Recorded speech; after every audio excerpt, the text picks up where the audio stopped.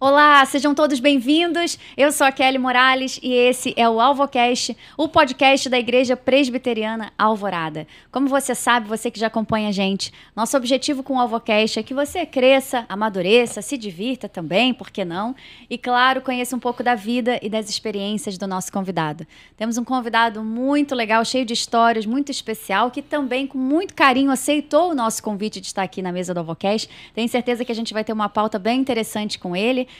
Já vou dar um spoiler, ele é pastor, é compositor, então aguenta que lá vem papo bom daqui a pouco, tá bom? Queria agradecer a você que tem chegado junto aqui no AlvoCast, obrigada pela sua inscrição aqui no nosso canal, e você que ainda não se inscreveu, se inscreva, ativa o sininho das notificações, deixa o seu like, o seu comentário, é muito importante que você participe e ajude a gente a crescer dessa forma, para que o amor de Deus seja espalhado e propagado, tá bom? Então a gente conta muito com a sua ajuda, divulga o nosso canal, aqui na tela também você pode ver outras formas de você está acompanhando o AlvoCast, você pode escutar a gente pelo Spotify, segue a gente lá no Instagram e segue a gente também no TikTok, tem sempre conteúdo importante, legal para você, tá? E você que tem alguma sugestão, que quer sugerir algum convidado, você pode deixar o seu comentário aqui no YouTube ou lá no Instagram ou até mesmo no TikTok, a equipe do AlvoCast está sempre pronta para comentar e responder o seu comentário, então vai ser muito legal ter a sua sugestão. Agradecimentos aos nossos patrocinadores, patrocinador Aruba, muito obrigada pelos biscoitos, pelo apoio financeiro, pelo apoio espiritual, vocês que sempre cercam a gente de oração, que Deus abençoe a marca e a empresa de vocês, e obrigada também Missão Alcance, que é o nosso mais novo patrocinador, Missão Alcance, muito obrigada, eu não conheço as pessoas, todas as pessoas que estão por trás da Missão Alcance, mas vocês têm abençoado a nossa vida, abençoado o ministério do AlvoCast, porque é um ministério para a glória de Deus, então fica aqui a nossa gratidão, que Deus abençoe a missão de vocês. Você que não conhece a Missão Alcance, tá aqui na tela também o perfil dele, segue lá e que você possa dar esse suporte de oração que é tão importante para quem trabalha para o reino, tá bom? Esqueci alguma coisa? Não? Então sim, vamos à apresentação do nosso querido convidado de hoje. Ele nasceu em São João de Meriti, Fluminense, mas não é o time. Pastor da igreja Comunidade da Cruz, na Freguesia, aqui no Rio de Janeiro. Casado com Manu, pai do Samuca, ele é cantor e compositor e tem feito a diferença com as suas composições e tocado o coração das pessoas através do seu ministério. Seja bem-vindo ao AlvoCast, Del Cordeiro. Prazer estar aqui com vocês. Que bom, obrigada por ter aceitado o nosso convite. Eu sei que vocês têm uma agenda muito atribulada às vezes, né? Mas muito bom estar aqui, eu tenho certeza que vai ser um papo que vai enriquecer a vida de várias pessoas. Amém. Muito obrigada. Agora, olha só, algumas pessoas te conhecem, né? Eu estava aqui perguntando ao Del, eu falei assim, Del, da onde eu te conheço? Eu não sei. Eu conheço o Del, mas eu não sei de onde. E lembramos que foi aí de uma das igrejas, né? Que eu era membro, então chegamos a essa conclusão. Del pregou, cantou lá e foi uma bênção. Mas, para quem não te conhece, vamos a uma breve apresentação. Quem é Del Cordeiro? Eu sou um filho de cearenses. Eu sou um carioca fluminense, né? Filho de cearenses, filho de pais nordestinos. E fui convertido, né, a Cristo há 20 e poucos anos atrás. E desde então foi um Seus chamado... pais eram cristãos? Não, eles eram cristãos católicos, né? Sim. A nossa família era bem católica. Tá. E a gente, como quase todo cearense, né, daquela época deles, né? Muita gente era católica, né? Então, eles se converteram, a gente se converteu aqui já na idade adulta, né? Eu e meus 2 irmãos. E aí eu comecei a caminhar na fé, ali na mesma igreja que hoje eu pastorei, né? Me converti lá. E comecei a caminhar na fé. Comecei no Pentecoste, depois fui afunilando para a Reforma. Olha! Tive uma caminhada aí de mudança muito legal. E hoje eu pastoreio essa igreja. Já tem quase 20 anos que eu pastoreio lá. Sim. E sirvo com minha família, meu filho, minha esposa. A gente já tem uma longa caminhada naquele lugar, né? E dali surgiram as canções, aí tem uma caminhada na música, né? Que a gente pode também falar sobre isso, com calma, né? Que vem também de antes da minha conversão, né? Já tinha banda, já era compositor, já tocava na noite. A né? música sempre, então, sempre foi uma presença presente, ali. né? Legal. Mas antes de você se converter, em nenhum momento as músicas eram assim voltadas para o mundo cristão, né? Eram sempre... Não. Entendi. Não. Eu era como todo adolescente na minha época, assim, gostava de Renato Russo, gostava de a Paralamas do Sucesso, aquela coisa toda. E tinha um pouco de MPB também na minha casa, né? Porque minha mãe e meu pai sempre trouxeram aquela cancioneira mais regional. Sei. Então tinha essa mistura, né? Enriquecia, a gente adorava. E minha irmã era fã de MTV, adolescente também, né? Sim. Então ela era do rock and roll. E aí trazia isso também para dentro do ambiente familiar. Aí fez esse mix. Sim. Né? E aí acabou, quando eu tinha lá 15 para 16 anos, eu decidi começar a tocar violão, e aí comecei a compor e comecei a fazer músicas, né? E montei uma bandinha e comecei a tocar. Aí tocava covers, tocava música também. Quem nunca nessa área não teve uma bandinha, né? Não tem como, a maioria dos adolescentes teve uma bandinha, ou tinha uma bandinha querida, era mais ou menos assim. Mas os seus pais, eles não eram da música, isso veio de você? Não, eles não eram da música, mas eu acho que eles são a minha maior influência. Por quê? Porque minha mãe não faz nada sem cantar. Que legal. Né? Ela lava a louça cantando, ela sempre está cantarolando, né? Ela coloca os filhos para dormir cantando, sabe? Então, é uma cultura que está dentro da nossa casa, né? Então, quando a gente cresce num ambiente desse, a nossa tendência é gostar. Né? No minimamente gostar, né? Por exemplo, o violão que apareceu em casa, que deu vontade de tocar, é o violão de uma tia que deixou ali, que tocava, entende? Uma coisa está interligada à outra. Uma coisa está ligada à outra. É verdade. E a música, você acredita que é uma forma que você tem de adorar a Deus, né? Assim, você acredita que é um ministério na sua mão? A composição, a canção? Eu acho que é até mais do que uma crença. Eu acho que é um fato consumado. Sim. Vou te dizer por quê. Porque quando eu estava lá fora, o que me alcançou foi uma canção que expunha o evangelho. Né? Então, se você está fora, né, não conhece Cristo, não entende o caminho da graça, né? E você, de repente, é alcançado por uma canção que expõe aquilo e aquilo causa uma conversão no seu coração, você sabe o poder que uma música que leva o evangelho tem, né?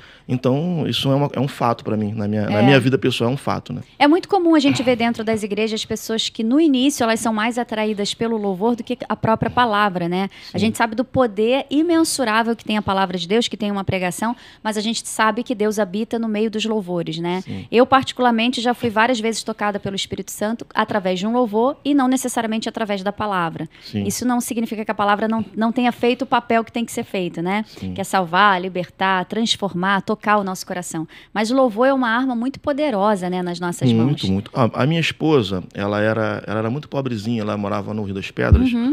Um beijo pessoal do Rio das Pedras, que é nosso amigo de muito tempo. E ela morava ali num barraquinho de madeira, do lado de um local muito bem pobrezinho de lá, né? E ela relata que algumas vezes uns irmãos faziam reunião de oração, né? E na vibração ali do barraco de madeira, ela ouvia: o véu que separava já não separa mais. Essa é uma das canções que ela lembra dessa época, né? Ou seja, ela era de uma família de religião africana, né? Que teve uma experiência de conversão mais tarde, mas o evangelho chegou a ela assim, né? Primeiro, antes de tudo, começou a ecoar no coração dela já ali. Né? Então, a música vai aonde, às vezes, o missionário não consegue entrar. Sim, é verdade, total, né? A música chega onde a gente não consegue chegar, às vezes. Isso é muito interessante e, realmente, louvor, você que é compositor pode falar melhor do que eu, né? A gente sente a inspiração do Espírito Santo para compor e, às vezes, aquela letra que você acabou de criar é, na verdade, a libertação de alguém. Né? Ou é o verdadeiro toque do Espírito Santo. Deus usa isso, né? As composições. A gente não pode fazer nada sem Deus. Então, até as nossas criações vêm de uma inspiração lá dos céus, né? Exatamente. A gente acredita nisso. Muito bom. Agora, como é que você faz para compor? É assim, igual eu tô falando? O Espírito Santo te dá uma inspiração, você está dormindo, acorda de madrugada, pega um caderninho do lado, vai lá e anota. Como é que acontecem as composições? Há muitas experiências diferentes, né? Várias experiências bem diferentes. Eu comecei a compor por vontade de fazer uma coisa que eu achei extraordinária. Né? Eu ouvi um disco, eu não era crente ainda, né? Eu ouvi um disco do Renato Russo que tinha uma canção. Eu me recordo de duas que me causaram isso. Uma foi Teatro dos Vampiros e a outra foi aquela de tarde quero descansar, né? Do Renato Russo. Eu me lembro que quando eu ouvi essas frases, eu pensei, caramba, parece, olha o estalar, né? Que a melodia musical que ele faz conta a mesma história que a letra que ele escreveu conta. Como é que ele fez isso? Ah, sim. Né? Eu achei interessantíssimo aquilo. O cara conseguiu contar o emocional daquela letra na melodia que ele está fazendo na música. Verdade. Aí eu falei, cara, esse é o segredo do Renato Russo, por exemplo, né? E aí eu falei, eu quero aprender a fazer isso. E aí eu comecei a estudar violão, não para tocar violão. Eu comecei a estudar violão para conseguir ter algum instrumento que me ajudasse a fazer aquilo, a compor, né? Então eu sou um músico assim para compor, né? Só eu aprendi o que eu precisava para fazer as músicas que eu queria fazer. Então eu comecei dessa forma. Só que quando e aí fiz muitas músicas. A minha banda tocava as minhas músicas, a gente participava de festivais, tocava na noite e tal. Sim. Além dos covers, tocava a nossa música própria também. Só que aí depois eu passo por uma experiência de conversão, né? Dentro de um ambiente mais pentecostal, que o ambiente mais pentecostal, o pessoal que está em casa poder entender um pouco mais também sobre isso, não tolera tanto a questão de você ter uma banda fora, né? É diferente a relação que tem com relação à música secular.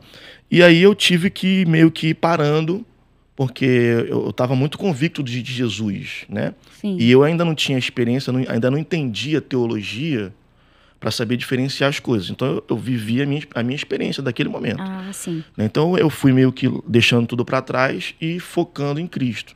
Né? E nisso que eu comecei a focar em Cristo, o ministro de louvor local da nossa igreja, ele por virtude da vida, ele teve que ir se afastando aos poucos para viver, para conseguir ganhar dinheiro. Sim. E os empregos que ele conseguia eram ruins, ele não conseguia adequar o horário da igreja.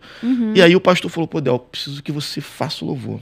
Só que eu não sabia tocar nada de evangélico, né? Tudo que eu sabia tocar era de Caetano Veloso a Renato Russo. Não sabia tocar música cristã, né? Tinha acabado de me converter, tinha 2 meses. Aí eu falei, cara, vou tentar. Eu acho que, pelas notas, eu acho que eu sei tocar umas 4 que tem aí. Sim. Que ele toca aí, né? Aí, aliás, David, um beijo. E comecei a tocar, então, essas músicas ali na igreja. Sim. E falei, cara, a única coisa que eu posso fazer é, de repente, compor mais algumas e entrar ali. Aí, na minha experiência com Deus, no Salmo 95, eu compus a minha primeira canção cristã, que foi Vinde e Cantemos ao Senhor, celebremos o rochedo da nossa salvação. Né? Aí essa música explodiu na nossa igreja local. A galera cantava ela assim, com uma vontade, sabe? A igreja cantava com muita vontade. Aí as igrejas amigas, né, no entorno começaram a convidar a gente para ir cantar essas músicas. Sim. Eu comecei a compor músicas cristãs ali dentro, ali nesse contexto, né? Então foi meio que por uma necessidade e depois virou uma coisa natural para mim, entendeu? Sim. E o legal foi que, respondendo objetivamente sua pergunta agora, muitas vezes algumas canções vinham e eu tinha que largar tudo que estava fazendo para poder escrever e não perder aquela melodia. Sim. E muitas vezes eu sentava e tinha uma labuta para poder chegar naquilo que eu queria transmitir. Sim. Né? Então, as 2 experiências são reais, né? E hoje, por exemplo, eu já fiz músicas por causa de uma demanda de um artista. Né? Por exemplo, o artista chegou para mim e falou, poxa, pastor, eu queria falar sobre esse tema aqui do Evangelho. Sim. Né? E eu queria falar numa canção assim, meio balada. Será que você consegue fazer uma música para mim assim? Aí eu oro a Deus, peço graça e componho a música, né? É labuta, é trabalho. Né? Como tudo na vida, né? O cirurgião tem que aprender, ele tem que saber toda a técnica. Verdade, né? Mas se ele é cristão, ele vai fazer uma oração antes da cirurgia. Tem todo um preparo, né? Que talvez outras pessoas não tenham. Você já viveu alguma situação específica que essa situação virou letra de uma canção? Muitas. O que você lembra que você pode destacar? Tem uma canção minha que é a que tem mais notoriedade gravada na voz de outra pessoa, que é Tua Forte Mão. Ela é uma música que foi gravada pelo Paulo César Baruch. Eu me amarro no Paulo César. Paulo César Baruch, fica aqui o convite, né? Eu já pedi a equipe do Alvocast para entrar em contato com o Baruch, eu queria muito ele aqui, ó. Fica aí o convite de novo. Legal. Mas que legal, ele gravou. Sim, ele gravou essa música há muitos anos atrás, num projeto dele. Essa música se chama Tua Forte Mão. E ela eu tava vivenciando um tempo assim de sequidão, e de tristeza, né, pessoal, né? Porque as minhas investidas não estavam dando certo, eu já era casado, eu tinha que sustentar minha casa, e estava apertando cada vez mais, eu estava numa complicação, né? Eu tinha largado a faculdade, eu tinha passado na época para letras na UERJ, e aí eu não fui para a faculdade porque fui chamado para o ministério juntamente nessa época. E é uma dualidade na mente, né? Vou ou não vou, faço ou não faço, vai dar certo ou não vai. E aí eu fui para o seminário. Só que o seminário eram 4 anos, era um bacharel, e um bacharelado, eu tinha que fazer os 4 anos e sem perspectiva nenhuma. A minha igreja era uma igreja pobre, de um bairro pobre, e eu falei, olha, mas e aí, Deus está me chamando, eu não sei o que vai ser disso, né? Sim. Só que profissionalmente, no momento, eu tinha uma necessidade, né? E a necessidade de sustentar minha família no momento, né? E uma responsabilidade, né? Então eu trabalhava num trabalho assim, que era só um trabalho, não era um emprego de verdade, né? Ganhava pouco e não conseguia sustentar bem minha casa. Então eu fui. Teve um dia que eu cheguei no limite, sabe? Que você chega no limite, você está muito cansado. E aí eu fui pro gabinete pastoral lá, que eu já tinha acesso na época, já era seminarista. Fui orar. E quando eu cheguei lá, veio aquele texto de Jó na minha cabeça. Eu sei que o meu Redentor vive e que por fim se levantará sobre a terra. Né? E aí, daí surgiu uma pontezinha pro refrão. Né, onde eu comecei a compor essa canção ali. E essa canção eu compus ela de uma vez só, inteira. Né? E anos depois, numa oportunidade que eu tive, o Baruch ouviu 3 canções minhas e falou, pô, cara, essa música, eu preciso gravar ela. E gravou essa música. Né? Que legal. E colocou no repertório dele. E aí, hoje eu entro no YouTube. Por exemplo, se você digitar lá Baruch, Tua Forte Mão, você vai ver um zilhão de covers da música, né? De tudo quanto é gente do Brasil e de fora cantando a música. E isso é muito legal, porque essa experiência particular de uma demanda minha, né? Uma situação pessoal virou uma coisa meio que universal, né? Exato. E a música, ela começa assim, se a minha alma teme o amanhã e o coração não vê o teu cuidado, se eu nem consigo ouvir a tua voz, ainda assim confiarei. Eu sei que o meu Redentor vive e que por fim se levantará. Canção. E aí eu comecei a perceber isso, né? Que as pessoas estavam cantando aquilo que estava tocando o coração delas. Né? E o refrão é bem cristocêntrico, com o evangelho. Então foi bem legal essa experiência, né? Assim como outras. Né? Sim, às vezes a gente passa por situações que a gente não entende, mas faz parte de um plano do Senhor para virar um ministério, né? Exatamente. E essa música não teria sido lançada se você não vivesse tudo que você viveu. Sim. Então, isso é importante, a gente precisa confiar. E é bonito essa parte, né? Ainda que eu não escute, ainda que eu não veja, ainda que eu não sinta, né? Eu vou continuar crendo que Deus está agindo, que Deus vai se levantar. Muito bom. E essa passagem de Jó também é uma das minhas favoritas, né? Muito bom. Agora, a sua vida como pastor, você pensou em algum momento de ser pastor na sua vida ou não? Você foi surpreendido pelos céus, né? Eu sempre tive uma dificuldade enorme de falar em público. É por mesmo? Exemplo. E pior que aconteceram coisas que me prepararam para isso, né? Sim. Que foi, por exemplo, com 15 anos eu fiz um curso de informática. Eu fui tão bem no curso que fui convidado a dar aula nesse curso. E aí eu tinha que falar. Ah, sim. Né? Mas eu não queria. Eu fiz informática para fugir disso. Eu queria trabalhar no escritório.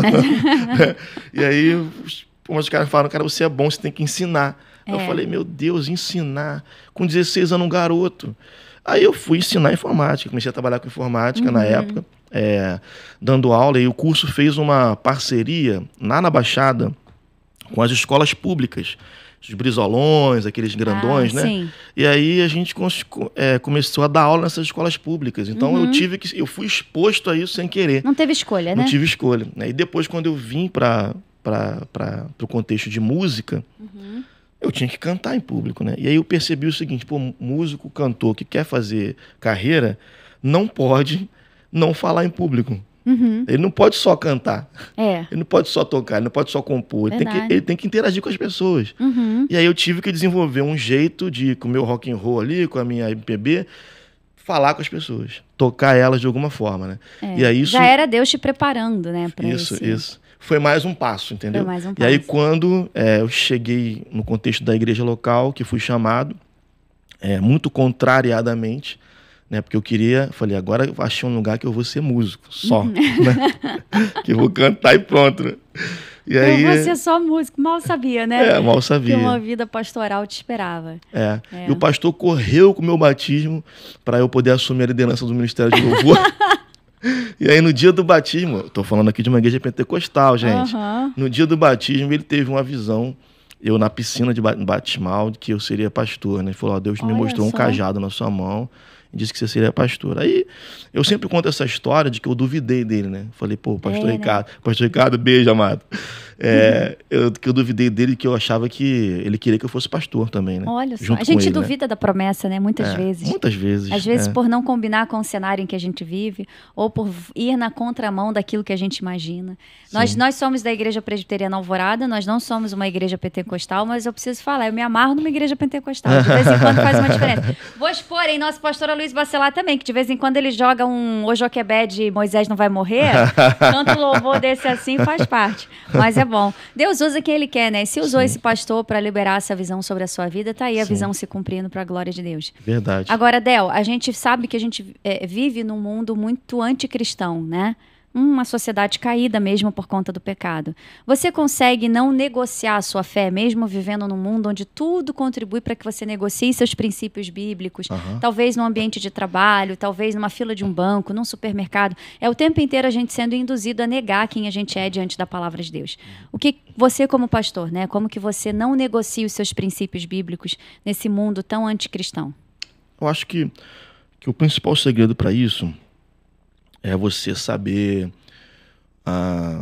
diferenciar o que te define como cristão e o que são características que acabam por se tornarem frutos dessa primeira verdade, né?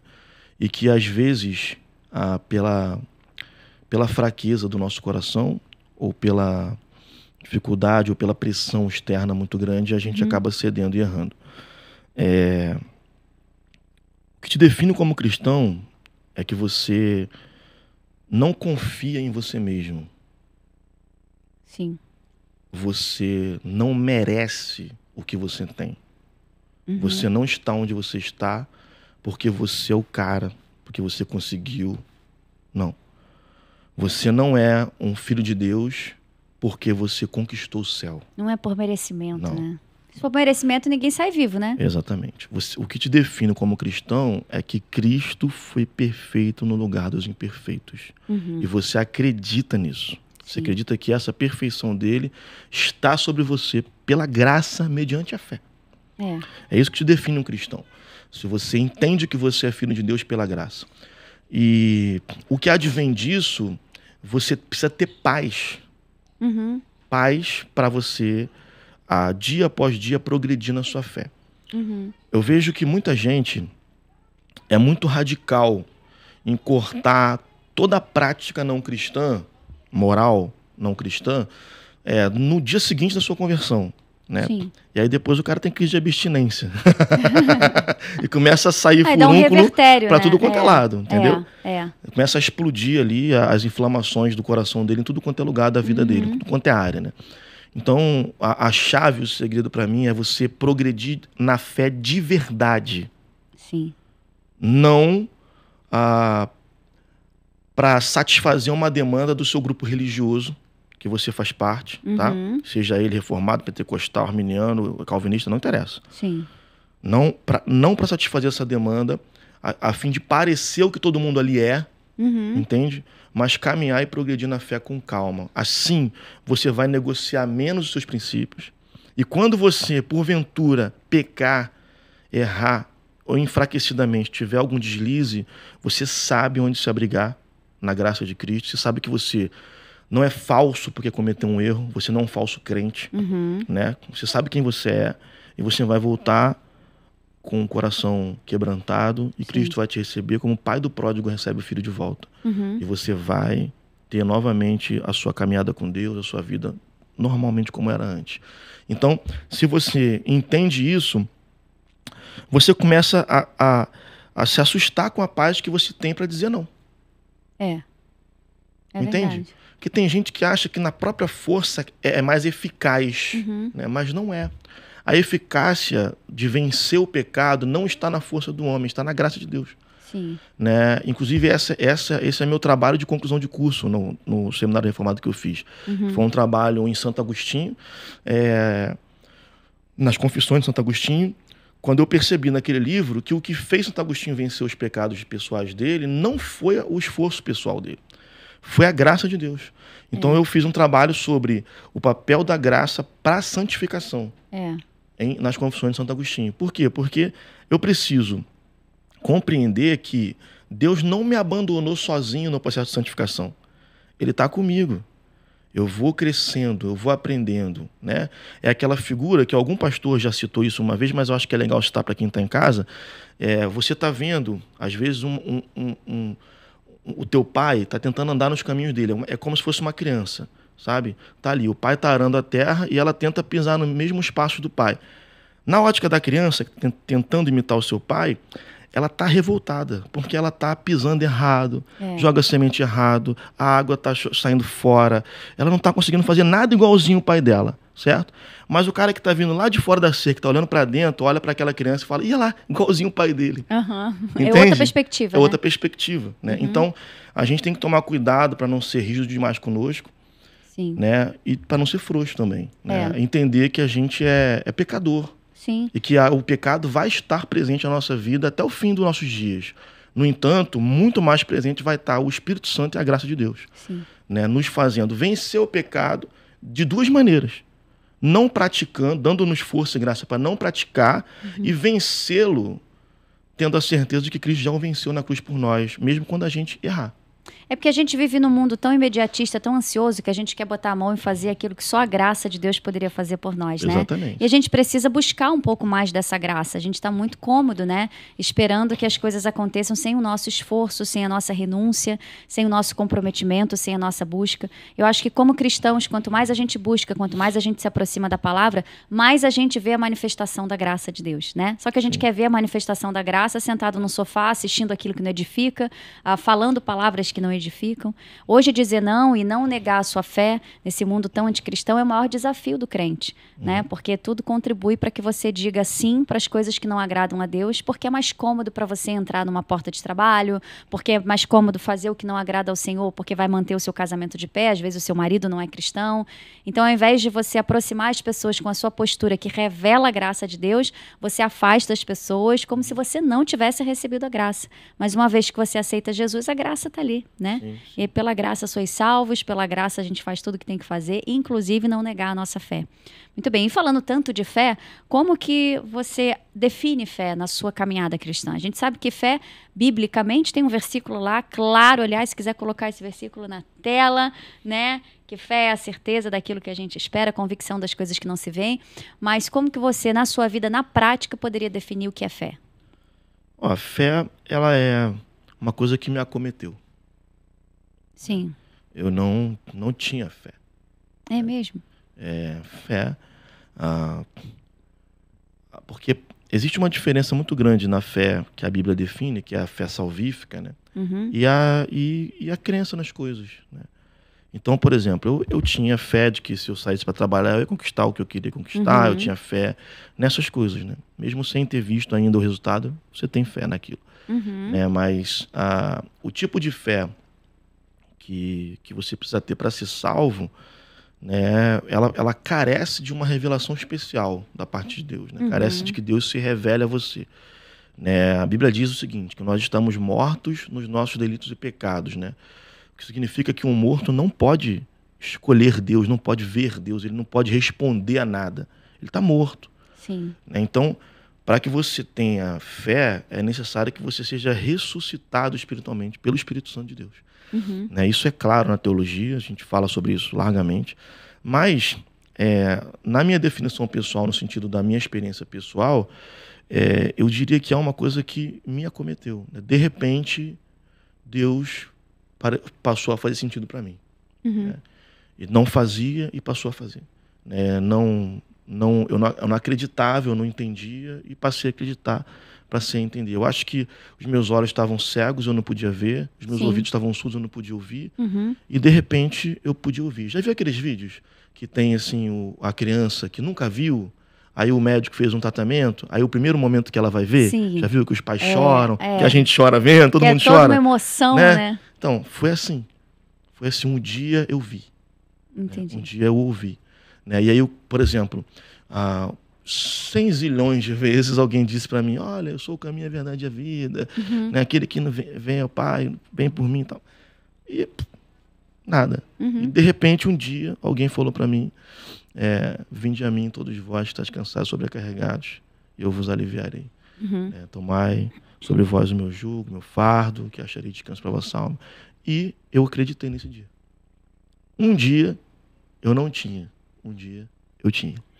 Fé é um dom de Deus. A gente sabe que sem fé é impossível agradar a Deus, né? E a nossa vida como cristãos aqui na Terra tem que ter como objetivo assim primordial agradar aquilo que Deus quer que a gente faça, né? A gente precisa agradar o Senhor o tempo inteiro. E é um gesto difícil ter fé, porque fé é você ter a convicção mesmo daquilo que você não vê, mas daquilo que você espera. E como é difícil a gente crer naquilo que não se vê, né? Sim. E começar a proferir palavras abençoadas. Olha, eu não tenho um emprego ainda, mas eu creio que essa porta já está aberta. Tá um caos, as dívidas chegando, o negócio só piorando e a gente ali firme e forte falando essa porta já está aberta. É muito difícil ter fé nos dias de hoje, né? E uma das coisas que tem enfraquecido muito os cristãos é porque tudo tem sido muito... Os cristãos têm aberto portas fáceis para que a fé seja perdida. Né? Basta a primeira dificuldade, eu já não creio mais. Tá tudo bom, eu creio que Deus é poderoso. Bastou a primeira dificuldade, eu já não creio tanto assim.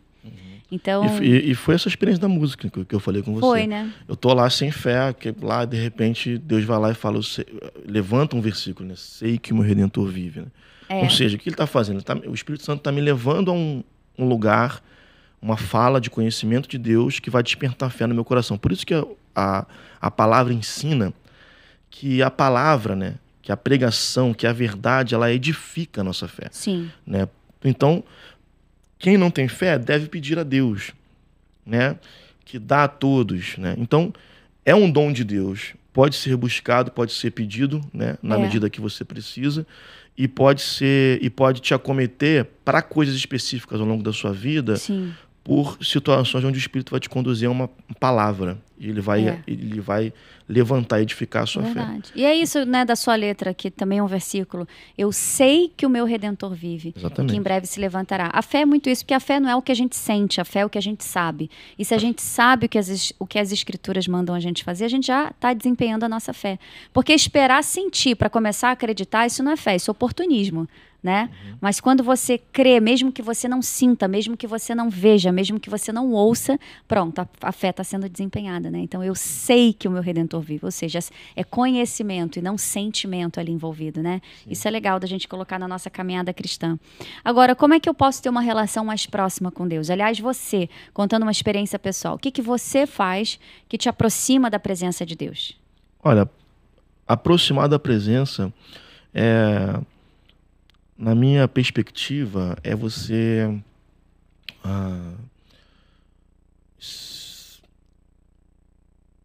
trabalhar a sua comunhão pessoal com Deus. Vou tentar explicar. Você não pode ser alguém guiado na sua comunhão com Deus pelos seus sentimentos. Sim. Porque os seus sentimentos, eles são uma montanha-russa. Oscila, né, o tempo inteiro. Exato. Eles estão em cima, eles estão embaixo, eles estão no meio, um pouquinho mais, um pouquinho mais, um pouquinho menos, um pouquinho menos. Verdade. Toda hora. Então, por exemplo, é como trabalhar, sabe? Eu tenho que sair às 6 e voltar às 6 se eu quero, no final, ter o meu resultado. Qual é o resultado? O meu salário. Se eu quero receber no final do mês aquela quantidade que eu combinei, que foi no contrato, eu tenho que fazer essas horas de trabalho. Se eu não fizer, eu não vou receber aquele valor. Né? Não importa o que aconteça. Né? Então, não adianta se está chovendo, como choveu hoje de manhã aqui, se está sol, o que está acontecendo? Eu tenho que trabalhar. Da mesma forma, é a sua comunhão com Deus. Se você só ora quando você se sente, sabe? Que vontade de orar, sabe? Às vezes a vontade nunca vem, né? Se a vontade não vier, você não vai orar nunca. Então, vai mesmo sem vontade que a vontade aparece, né? Então, um pastor que falava o seguinte: não seja escravo dos seus sentimentos. Né? Os seus sentimentos não podem moldar a sua fé, a sua caminhada com Deus, né? Você precisa ter regularidade na sua vida de oração. Ah, pastor, mas não estou sentindo nada. Não vou orar sem sentir. Não, filho, que isso, filho? Você não vai falar com seu pai se você não sentir vontade? Não, liga pro seu pai mesmo se você não tiver vontade de falar com ele. Fala com seu pai, cara. Então você vai perder a comunhão. Lá pelas tantas você vai ver assim, poxa, tem 3 meses que eu não falo com meu pai. Né? Por quê? Porque você está esperando um sentimento vir para falar. Né? Então você tem que conscientemente dominar as suas emoções. Né? E trabalhar na sua vida conforme você precisa e não conforme as suas emoções ditam. Né? Sim, se eu for esperar... na pandemia eu estava com 138 quilos. Né? E eu falei, poxa, eu estou fazendo com tudo esse negócio legal, mas com a dieta e com a academia eu não estou fazendo. Sim. Né? É um despertar que dá, né? Falei, eu preciso fazer também.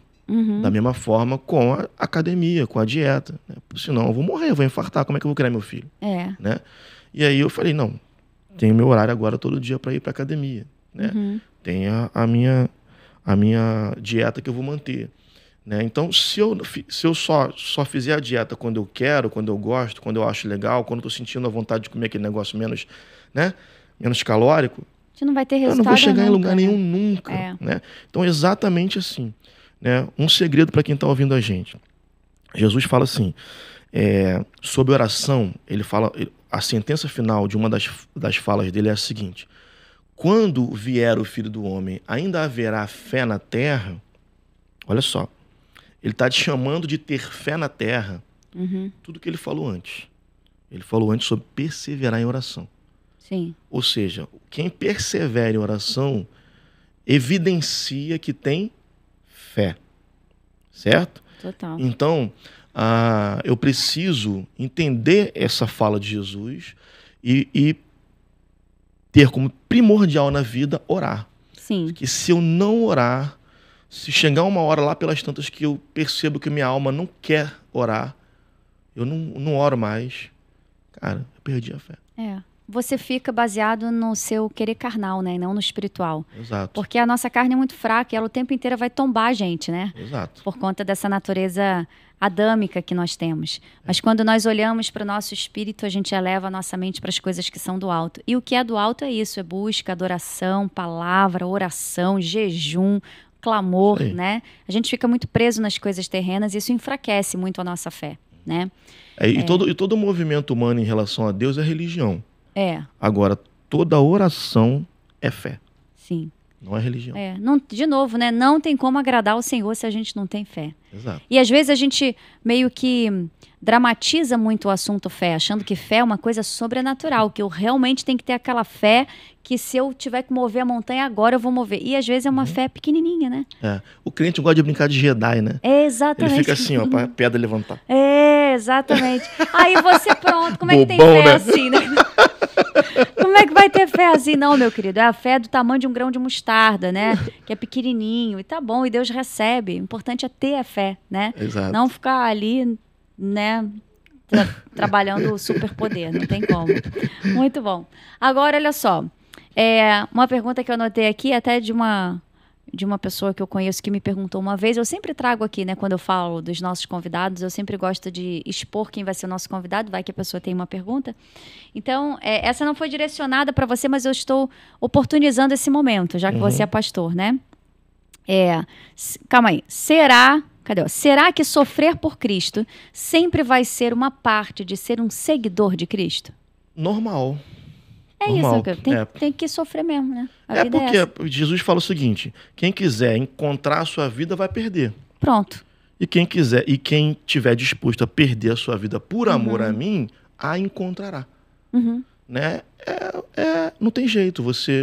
Ou você vive para você, ou você vive para Deus, né? Sim. E se você não for viver para você, você vai ter que sacrificar as suas vontades, né? Aquelas que são gritantes, tá? É claro que Deus, aos poucos na caminhada, gente, né? Para a gente não achar que a gente também é outra religião, né?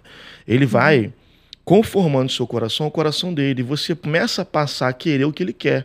Isso. E aí fica gostosa a caminhada, Exatamente. né? Agora, você vai ter um timing para isso, você vai ter um tempo de que você vai ter que dizer não para as coisas que gritam dentro de você. Né? E durante toda a caminhada, mesmo nesse tempo mais maduro, você ainda vai ter que continuar dizendo não para algumas coisas que vão continuar gritando. Sim. Né? Então, a caminhada cristã não é uma caminhada fácil. Né? E não é para ser fácil. Né? É para ser uma guerra contra os desejos da nossa carne, contra o mundo. Né? O mundo, segundo Cristo, ele jaz no maligno.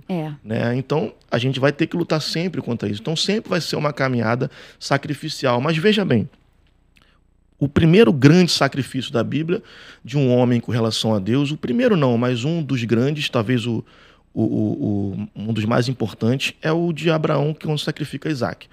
Né? E quando Abraão vai sacrificar Isaac, as pessoas às vezes não prestam atenção no texto. Né? E o texto, as pessoas só falam assim, tem que matar o Isaac, tem que matar o Isaac, tem que matar o Isaac, tem que matar o Isaac. Mas Abraão não matou o Isaac, gente, calma. Sim. Abraão subiu, quando ele sobe, ele fala assim, voltaremos. Ou seja, ele já está crendo no coração dele que Deus vai dar um jeito dele voltar com o filho dele, porque ele sobe sozinho. Ele sobe para sacrificar o filho, mas ele diz antes de subir que voltaremos. Ele já fala isso, já dá uma pista do que ele fala. E no caminho, ele fala aquela célebre frase, Deus proverá. Né? Ou seja, Abraão creu contra a esperança. Sim. Que Deus haveria de prover, né, para além do sacrifício que ele tinha que dar. Então, ele estava disposto a fazer. E ele creu durante a caminhada, né? Ele não creu só antes e nem depois lá em cima no monte. Todo tempo. Ele creu na caminhada também, né? Então, ele vai entregar. Ele está disposto a entregar, mas ele sabe que Deus não precisa daquilo. Sim. Vou dar uma chave para você também. Outra chave aí, ó. Tô igual o coach aí. hoje.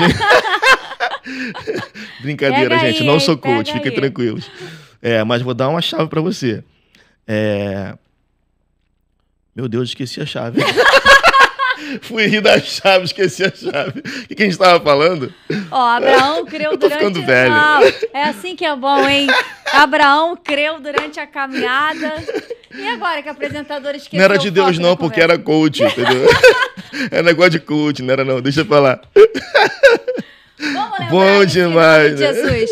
Abraão creu durante a caminhada. Era isso que a gente estava falando. Eu estava dizendo que ele creu contra a esperança. Então, ele sabia que o sacrifício, que o que ele estava entregando, na verdade, ele não sabia, mas ele acreditava que Deus não precisava. Exatamente isso. Voltamos, gente. Pega agora.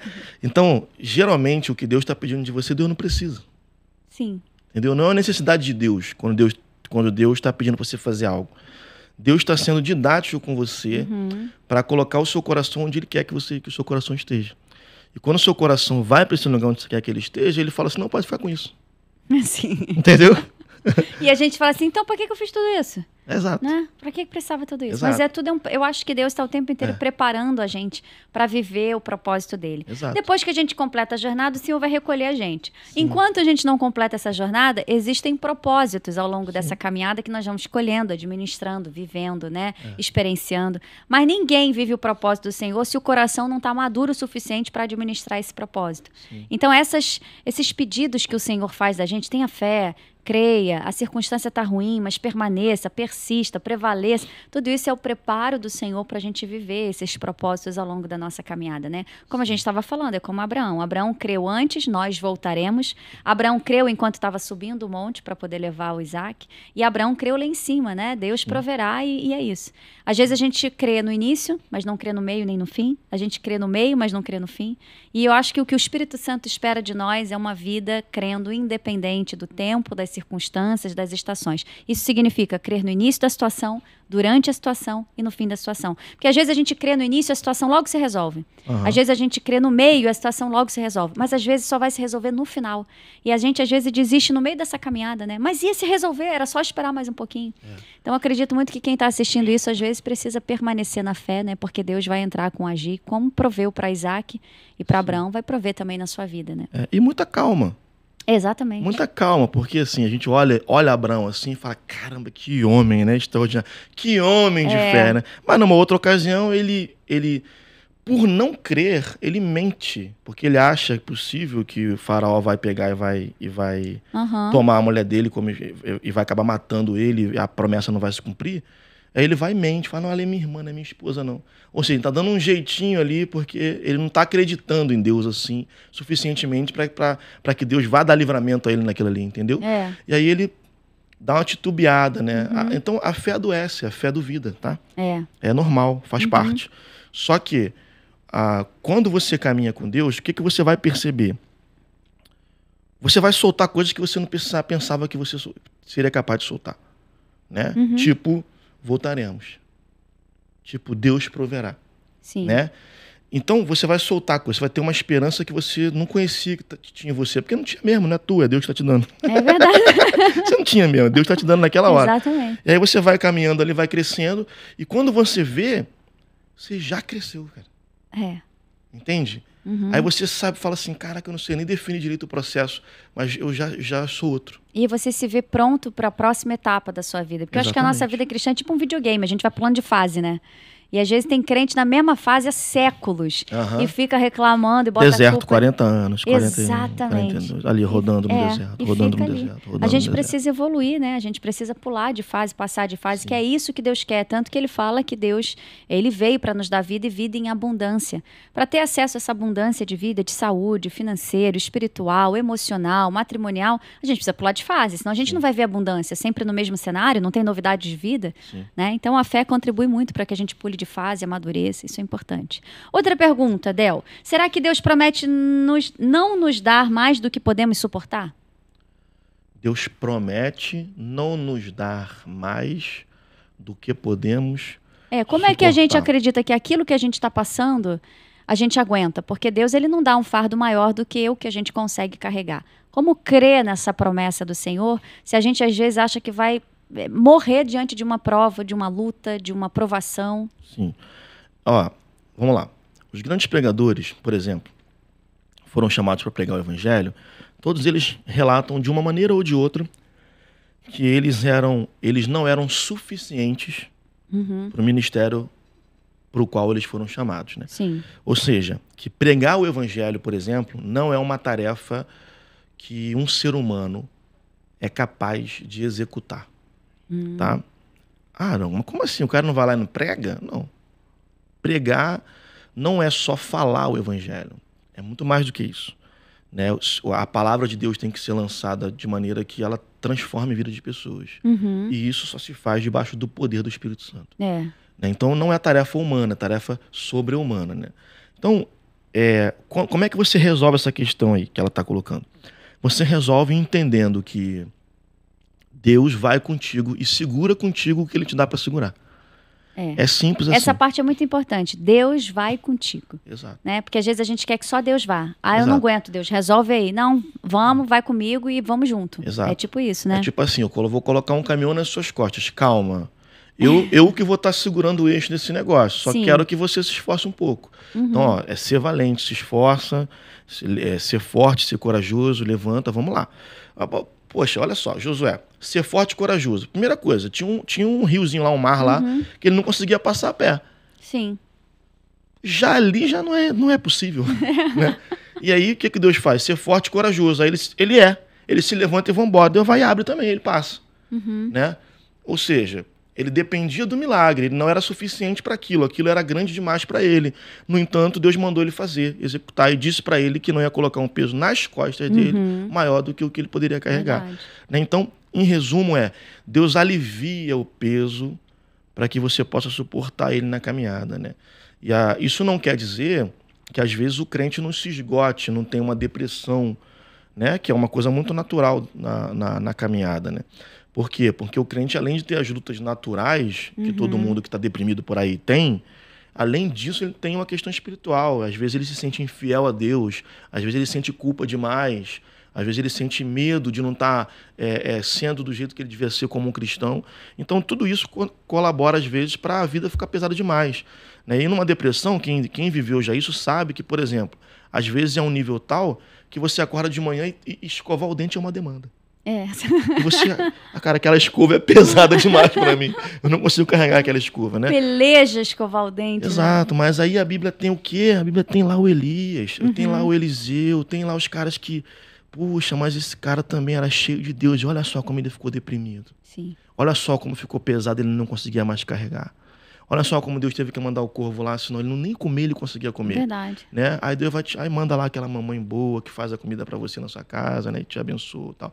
Então, a gente precisa entender que a Bíblia tem nuances muito, muito grandes que você não pode ser simplista no entendimento da Bíblia, do Evangelho.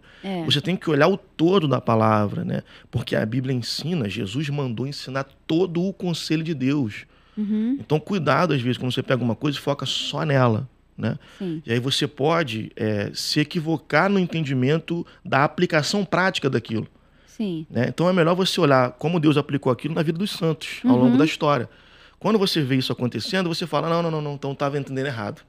Então o crente pode ter um negócio ali que ele não aguenta. Olha o varão lá, tá lá debaixo da árvore deprimido. Então tem coisa que o crente não vai aguentar. Mas é o quê? É um processo de Deus. Sim. Deus está com ele naquilo. Ele pensa que não aguenta. Mas ele Deus pensa está que tá sozinho, Deus né? está dando suporte para ele ali. Né? Para não chegar no limite. E aí Deus vai dando, e o cara vai saindo daquilo, né? Vai mandar o corvo, vai fazer a provisão, de forma que você consiga progressivamente sair daquilo ali. Né? Então, Deus não te abandonou aonde você está aí, meu irmão. Amém. Não te abandonou. Ele está contigo aí. Se ele não estivesse segurando, você ia saber o que não ia suportar. É verdade. A gente tem a sensação de estar sozinho, né? Porque ninguém quer viver em lutas. A gente quer uma vida plena, calma, tranquila, né? Mas a gente precisa entender que não faz parte da nossa caminhada ter uma vida plena e que, independente das lutas, Deus está com a gente em todas. Deus não é seletivo. Eu acho muito bonito isso da parte de Deus, né? Deus não fala assim, tem luta que eu vou passar com você, tem outra que eu vou deixar você só. Não, em todos os momentos Deus está com a gente, né? Independente do tamanho da luta, do tamanho da prova. E eu tenho uma pessoa que ela fala assim, Deus deve me achar muito forte. Eu sempre pergunto, por quê? Falar, porque o tamanho dessa luta que Deus te colocou, e eu acho que é muito isso também, né? Quanto maior a luta, mais a gente tem que ter essa sensação de o quanto Deus nos enxerga, potentes na mão dele, né? Poderosos na mão dele, tudo pela graça de Deus. Isso é importante. E se a gente vencer isso tudo com facilidade, a gente sabe, pelas revelações até mesmo do apóstolo Paulo, que nós seremos arrogantes. Entendeu? Sim. Então, às vezes, vai lá o mensageiro esbofetear. Pra quê? Pra você ficar humilde, filho. Sim. Entendeu? É verdade. Você fica humilde. A nossa caminhada é de dependência. Nós não somos nós não somos os atores principais da nossa história, não somos os bambambãs, não somos aqueles que fazem a coisa acontecer, que vão vencer. Não, nós somos os coadjuvantes dos coadjuvantes, o bichinho de Jacó, sabe? Gente que Deus, pela infinita graça dele, chamou para colaborar nessa história aí, né? Então, coloca no seu lugar. Verdade. Entendeu? Senão a gente começa a achar assim, a gente olha para aquele filme da formiguinha, né? E aí o filme, ele tem uma narrativa assim, as formiguinhas todas fazem o mesmo caminho, todo mundo igual, né? E aí tem uma que se destaca. É verdade. Né? E a gente sempre tem a tendência de achar que a gente vai se destacar, que a gente é o cara, né? Mas não é, isso é besteira. Que falsa imagem, né? Isso é besteira. Quem Deus, na história da humanidade, destacou como ser humano, Deus destacou por um propósito. Sim. Né? Mas o propósito sempre glorificar a Deus. Porque dele, por ele, para ele são todas as coisas, né? Então, quando a gente se destaca e sobressai, eu acredito fielmente que é para propagar o amor de Deus. Tia Simone Paladino tá me ligando, vou expor ela aqui. Tia Simone, não posso te atender, eu estou com o Del Cordeiro, olha que privilégio, me ligue depois. Simone, vai estar aqui o meu telefone pipocando de ligação e eu tô aqui plena para não perder o raciocínio. Não posso atender. Simone é uma amiga de muitos anos. É mesmo? Muito querida, muito amiga. Olha aí, Simone, titia, tá vendo? Não posso atender. Simone, um beijo. Um beijo, tia Simone Paladino. Não posso atender agora, depois você liga, tá bom? O nosso convidado não vai ficar esperando. Bom, olha só. Uma luta espiritual que você lembra que você passou. Uma luta espiritual? Que você sentiu realmente. Isso aqui é batalha espiritual. Nossa, pastor, gente. Toda semana. Misericórdia. A cada segundo é uma peleja. É muita coisa. Eu acho que assim, um dos meus principais momentos assim, onde estava latente isso, foi no meu chamado pastoral mesmo. Né? Foi quando aconteceu aquilo que eu te falei, o pastor revelou lá no batismo que eu seria pastor, e eu duvidei dele. Quando eu duvidei dele, eu estava na igreja, passei a semana inteira orando, falei, Deus, confirma porque eu não acredito. E aí, orando lá na igreja, e fazendo louvor numa quinta-feira à noite, uma irmã, ou foi quinta ou foi quarta, não lembro, uma irmã daquelas do coque, das igrejas que não entram nem nas igrejas pentecostais, que são um pouco mais mole. Sim. Sabe, aquelas irmãs mais fervorosas. As irmãzinhas do coque. Enfim, ela entrou na nossa igreja, que ela não entrava na nossa igreja de tão do fogo que ela era, né? Olha. Entrou na nossa igreja, foi lá à frente e falou, olha, por acaso sou eu homem para que minta, ou filho do homem para que me arrependa? Não tenho eu dito que tu vai ser pastor na minha casa, por que tu duvidas? Nossa. Né? E aí, cara, acredita em mim, eu era muito incrédulo. Eu achei que ele tinha combinado com ela. É mesmo? Porque ele era muito de pentecostal, assim, de igreja pentecostal e tal. E aí eu caí doente. Aí eu fiquei muito doente. Fiquei doente, fui adoecendo. Fisicamente, que você fala, não espiritualmente. E eu não tinha plano de saúde, eu era pobre, muito pobre na época, né? Ainda sou, mas ainda era eu era mais pobre ainda na época. Ah, é muito legal falar isso. Tá. Mas eu tinha muita dificuldade, tinha um plano de saúde, sabe? Era muito difícil. E aí eu me lembro que eu tinha uma amiga que era espírita, kardecista, um beijo, doutora Lívia, até hoje ela ainda é. E eu liguei para ela e ela conseguiu para mim uma consulta lá no SAS de Realengo. Eu tô aqui em Jacarepaguá, ela me consegue uma consulta lá no SAS. Eu não tinha nem carro, ela passou lá em casa de manhã cedo, indo dar o plantão dela e me levou. E lá, ela falou, ó, faz todos os exames aí que é comigo. Fui fazer os exames. E assim, mal conseguia ficar em pé, assim, tava tão mal, febre demais, muita coisa. E eu não conseguia diagnosticar o que era. E aí lembro que eu tava na fila do atendimento do médico, já tinha passado pela bateria de exames, estava levando pro médico para entregar e ele me dá o diagnóstico, né? E na fila, sentado, de camiseta e jeans. Lá do outro lado era a fila do pediatra. Tinha uma fila enorme do pediatra do outro lado. E aí sai uma irmãzinha lá, com o neném no colo. Aí tava no pediatra, tadinha. O neném não devia estar bem. Aí ela foi lá pra mim e falou assim, irmão. Quando ela falou irmão, eu já falei, eita, tá estranho. Porque eu tô aqui apaisando. Eu tô aqui apaisando. Como é que revelou, né? Quem revelou? E aí, nesse contexto ali, ela falou assim pra mim, olha, Deus mandou o irmão estudar. Porque Deus quer levantar o irmão como pastor. Quando o irmão tiver estudado, Deus vai levantar o irmão. Nossa. Você estava cercado, né? Com essa palavra. Eu não tinha mais como fazer. E eu me lembro que eu voltei para casa. E ao voltar para casa, dali eu fui curado. Não tive mais aquele problema naquele momento, né? E pelo menos a crise, né? E depois eu fui pro seminário. E aí não tinha mais pra onde fugir, né? Aí não tinha mais pra onde fugir. Aí foi até onde eu conheci a Reforma. Porque o pastor que era pentecostal, que é o Ricardo, que até hoje é pentecostal, Vaso, ele me deu de presente para eu procurar um seminário o livro Romanos, de John Stott. Aí eu fui para casa ler Romanos, de John Stott, e falei, já era. Li a primeira vez, falei, deu ruim. Segunda, deu ruim. Aí comecei a estudar. Aí fui para a Presbiteriana da Barra, fazer o seminário que estava na turma piloto, era a primeira turma da Escola Teológica Reformada da Barra, que era lá na Presbiteriana.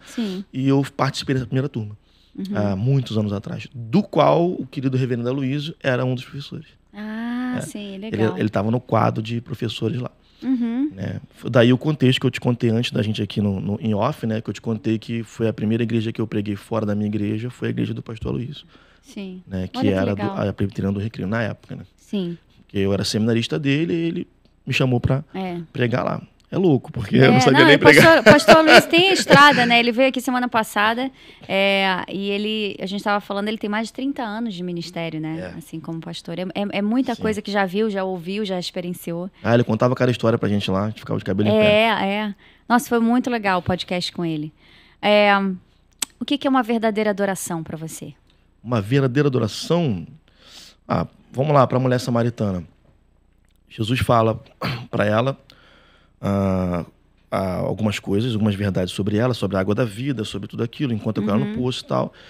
E aí ela pergunta, vocês são judeus e a gente é samaritana. Quem é que tá certo nessa história? Né? Vocês que adoram lá ou a gente que adora aqui? E aí Jesus falou, olha, vai vir a hora em que os verdadeiros adoradores, e já é essa hora, né? Adorarão ao Pai em espírito e em verdade, porque o Pai é espírito. Importa que os verdadeiros adoradores o adorem em espírito e em verdade. Então, Deus ele é espírito.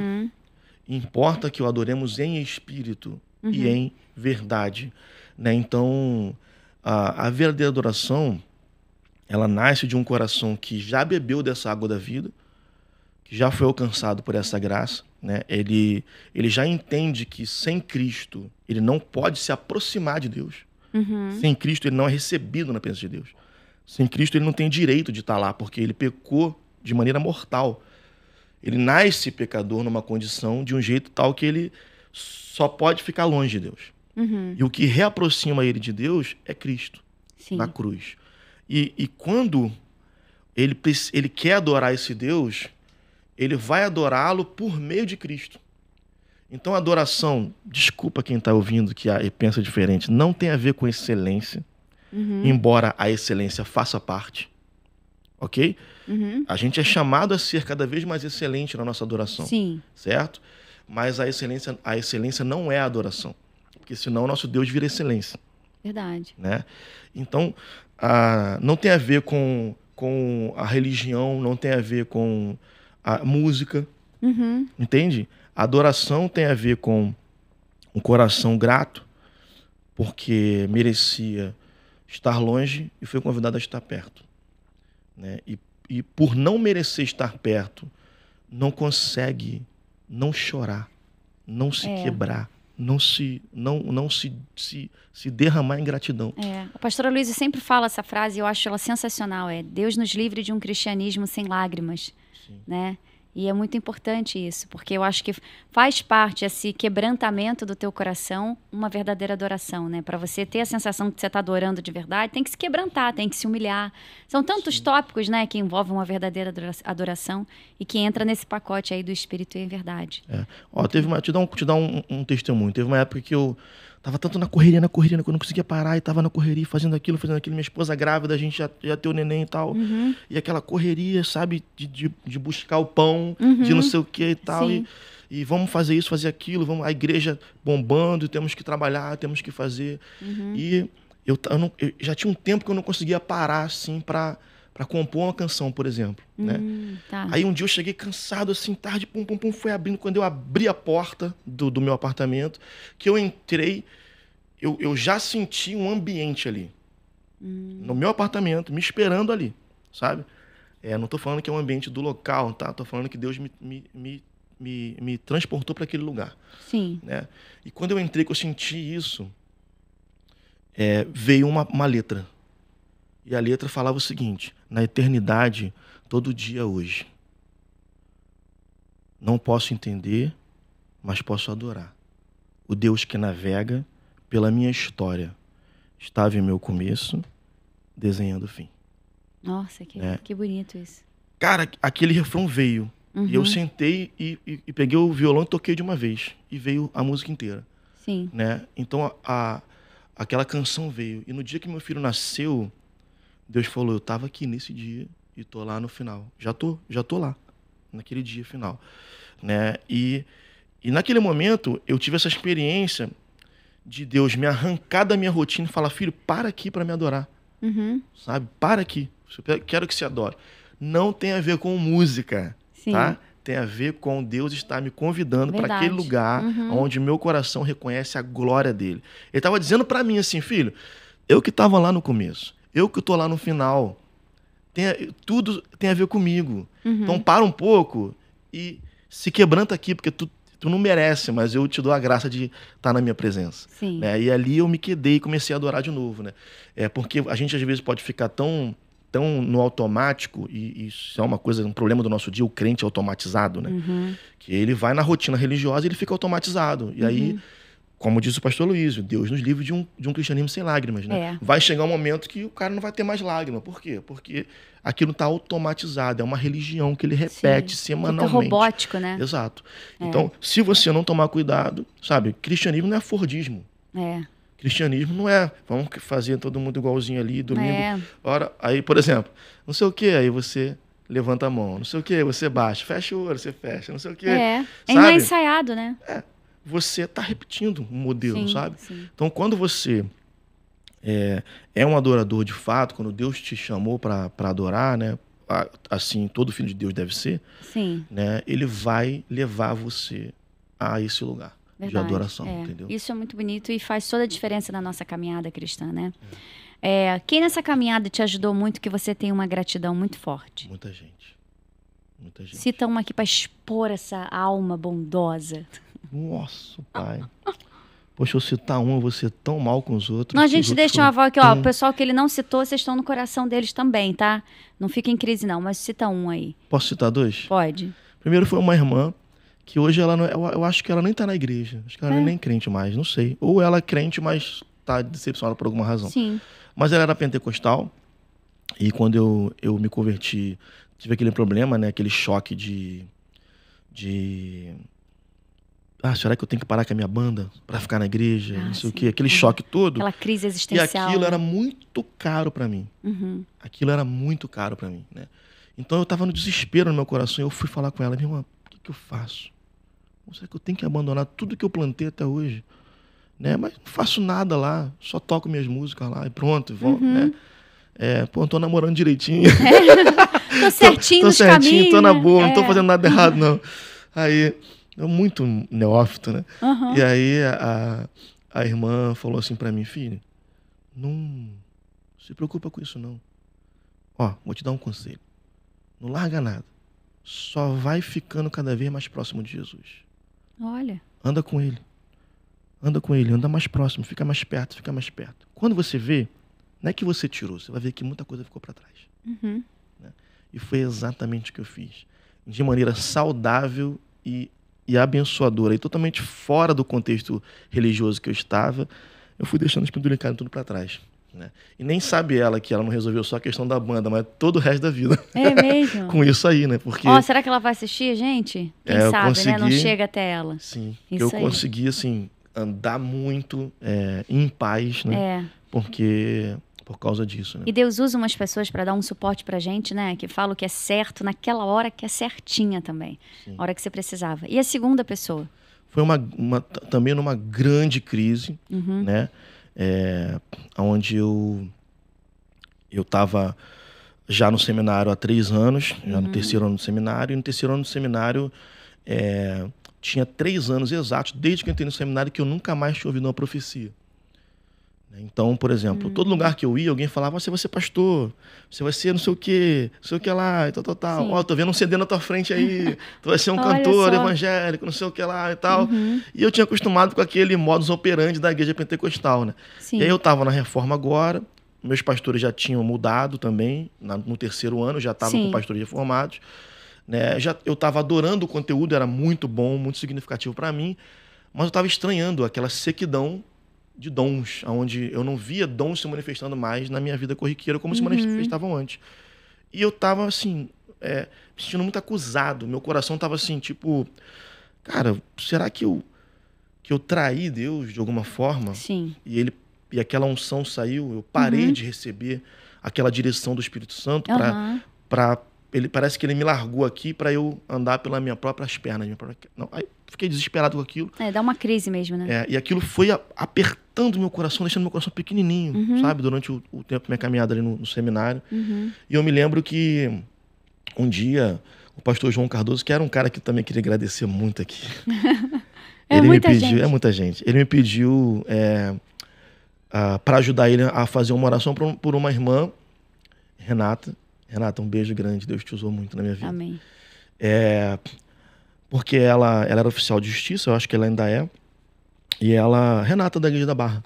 Renata, sim. Sim. E eu estava dentro de uma igreja reformada, né? Uma igreja presbiteriana. E ela me falou, eu estava indo pro seminário, ela falou, poxa, tem como orar por mim? Eu tô completamente rouca, eu preciso dar uma palestra e tal.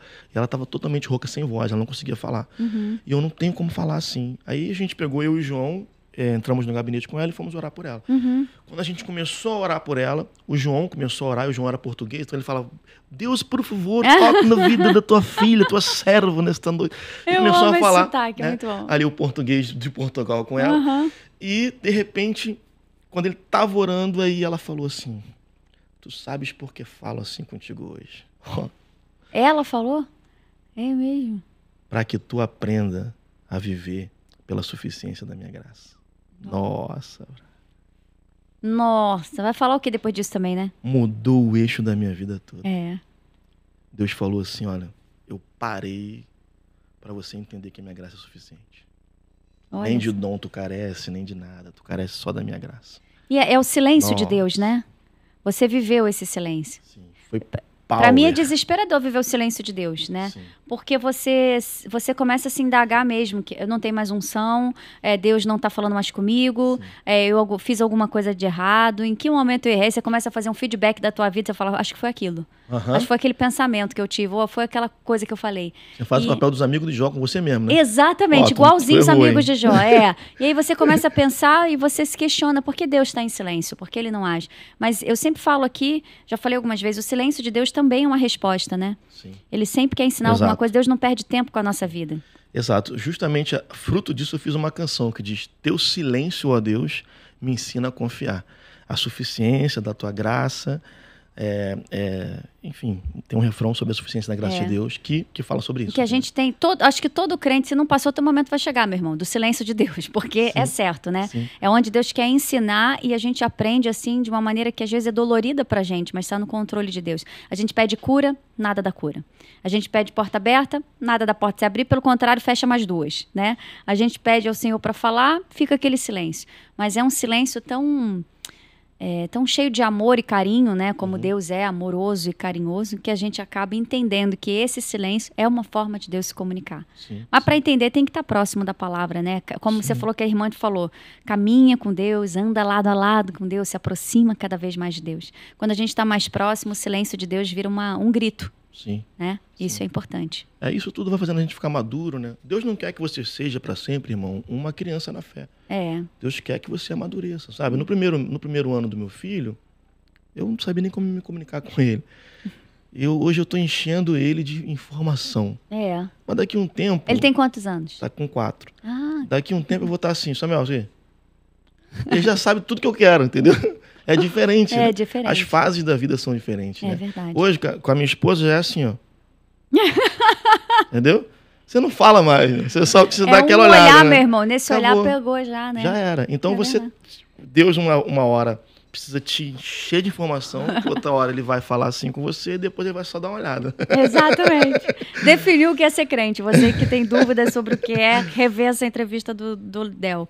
Del, muito bom. Estamos chegando ao fim de mais um Alvocast, mas antes nós vamos fazer um quadro aqui muito querido e esperado desse Alvocast, que é o 7x7. Eu entrego para você 7 palavras, você define com uma única palavra. 7 por 7, porque tem 7 segundos para começar a falar, mas é tranquilo. Tá bom? Não é tranquilo. Nenhum convidado consegue definir uma única palavra. Mas vamos tentar, vamos lá. Defina Deus em uma única palavra. Pai. Seu ministério. Propósito. Sua muca. Propósito também. Propósito. Muito bem. Uma palavra que define o seu maior aprendizado na caminhada cristã. Graça. Sua igreja. Amor. Um personagem da Bíblia que te comove ou você se identifica. José. E agora não tem tempo. Foi rápido, Del, hein? Na lata, Del. Zerou o Alvocast. Muito bom. Agora esse não tem tempo, hein? Um versículo da Bíblia que toca o seu coração todas as vezes que você lê ou escuta. 1 Coríntios 1,18. Porque a palavra da cruz é loucura para os que se perdem, mas para nós que somos salvos é o poder de Deus. Uau. Tá aqui na tela. Porque esse merece um print. Muito bom. Del, queria te agradecer muito pela sua presença aqui no Alvocast. Que Prazer papo foi meu. delicioso, leve, descontraído, alegre. Que Deus abençoe sua vida, seu ministério. Aqui na tela está o Instagram do Del. Segue ele lá. Ele que está sempre envolvido com a palavra de Deus. Tem um ministério muito bonito. Muito obrigada. Volte mais vezes. Vai ser tá um bom? prazer. É só chamar. Amém. Muito obrigada. Queridos, você que ficou com a gente até aqui, muito obrigada pela sua companhia. Você que está ouvindo a gente pelo Spotify, que Deus te abençoe. Você que está assistindo aqui pelo YouTube, que Deus alcance com a graça dele a sua vida. Que esse bate-papo de hoje com o Del Cordeiro tenha edificado muito a sua vida e o seu ministério. Que você possa crescer espiritualmente através de tudo que foi falado aqui na mesa do Alvocast. Um recado importante, ativa o sininho das notificações, se inscreva aqui no canal, divulga o Alvocast para quem você acha que merece e precisa também ouvir esse bate-papo com pessoas tão queridas e abençoadas como os nossos convidados que têm passado por aqui. Obrigada mais uma vez, Missão Alcance. Muito obrigada mais uma vez, Aruba. Que Deus abençoe a sua vida. A gente vai ficando por aqui. Até o próximo Alvocast, se Deus quiser.